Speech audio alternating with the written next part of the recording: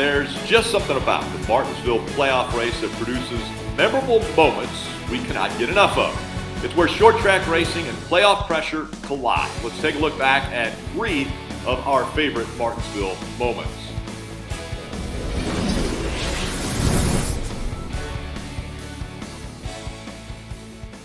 So the pressure of the playoffs and obviously short track racing comes into play here. We always have some great moments. Brad, what is the moment that stands out most for you? Oh, it's unbelievable. It's Ross Chastain last year, needing to get those 2 positions and ended up getting 5 on the last lap by slamming his car into the wall, holding it wide open. I mean, how do you even know to do something like this? He talked about he and his brother playing Xbox back in the 2000s and learning how to create this momentum and speed.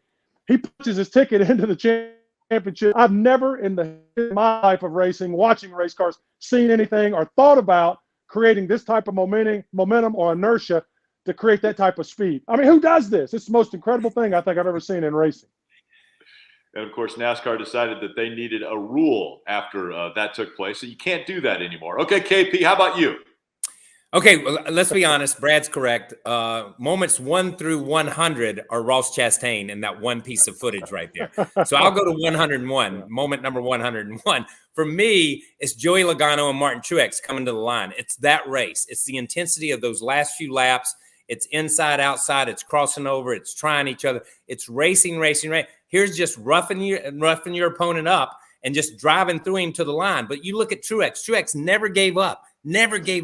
And that's what Martinsville is. It is so tough to pass. You got to get into somebody. You got to knock them out of the way. I've seen 9 million races, it feels like, at Martinsville. Raced there myself, watched my dad run there. So many great drivers have won there. But that's the style of racing it is. And the intensity of getting banged on and banging into people all day, it just overflows at some point in time and creates these moments.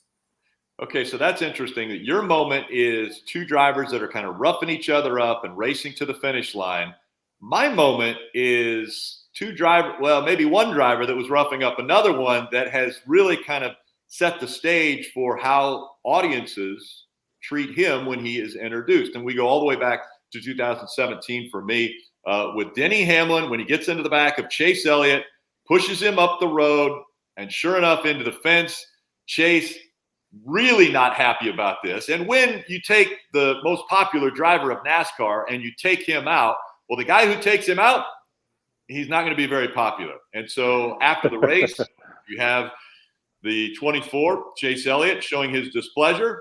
Denny Hamlin goes ahead and kind of stands his ground. But at the same time, from that moment on, Denny Hamlin has almost put on the black hat. He has almost been the bad guy at every race he's gone to. As a matter of fact, remember, Denny Hamlin's from Virginia, and he gets booed at Martinsville. He gets booed in his home state and his hometown of Richmond when they go back there. So that was a pivotal moment where we saw Martinsville play a role in how now people even perceive Denny Hamlin. Thank you for joining us on this episode of Motormouths, presented by Toyota. Hi, I'm Parker Kligerman. For more access like this from Pit Road, be sure to click and subscribe to the Motorsports on NBC YouTube channel.